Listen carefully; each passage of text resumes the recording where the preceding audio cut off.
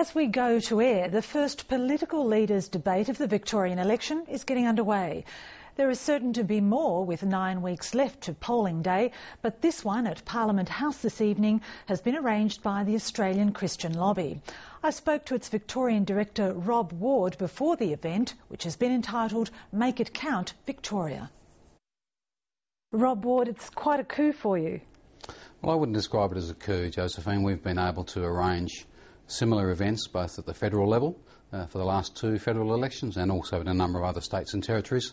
It's become part of the accepted routine now for elections for the ACL to engage in this way. Is it a debate? No, it's not a debate. It's very, very important that people understand it's not a debate.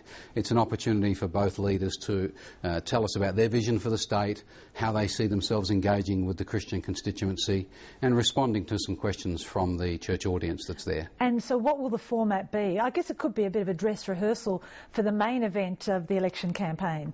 Well, we don't want to see it as a launch for the campaign, but rather a specific address to a specific constituency, and we're very grateful for that opportunity. The format is that the Premier will speak first for about 15 minutes or so. He'll take about half a dozen questions from the audience, from church leaders there, and then the opposition leader will do exactly the same thing. So they're not on the stage together, it's not a debate, they're not head-to-head in any sense. What is the Australian Christian Lobby? I'm glad you asked. The Australian Christian Lobby has been around for about 12 or 13 years.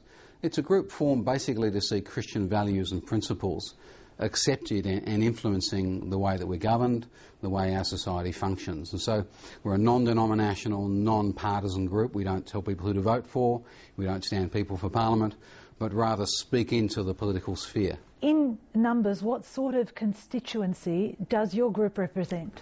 That's a difficult one to answer, Josephine, any more than it's difficult to find out how many members there are of the Labor Party or Liberal Party. We've got about 10,000 supporters on our books.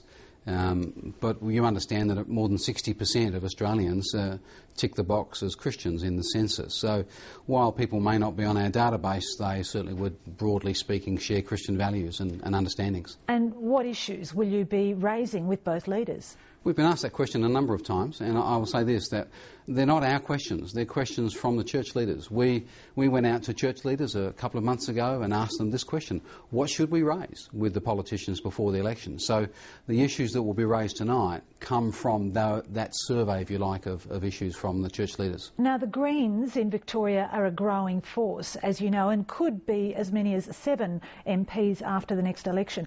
They say they wanted to be invited tonight, but you said no. Is that true? No, they haven't asked us at all, but we wouldn't invite them, not because we have anything against them as a party, but rather because this is about the leaders. One of these 2 men tonight will be the Premier after the 27th of November. That's what we're interested in.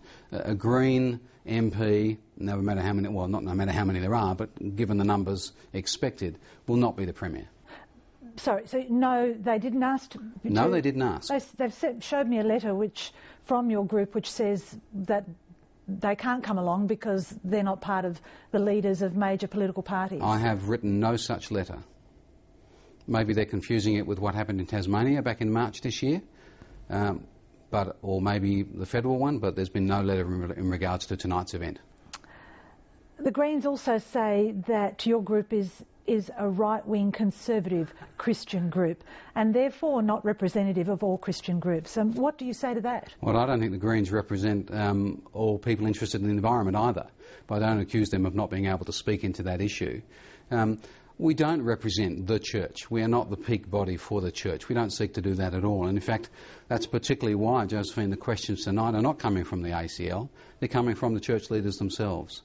Do we represent every Christian? No.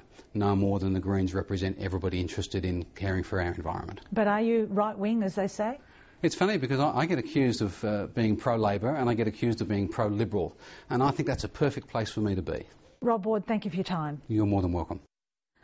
Late today, the Premier was forced to pull out of tonight's forum due to an unforeseen health issue related to his father. Instead, the Education Minister, Bronwyn Pike, will be filling in. And after that interview, Rob Ward confirmed that he did in fact inform the Greens they could not be part of the forum. Mr Ward says he had simply forgotten about the exchange of correspondence.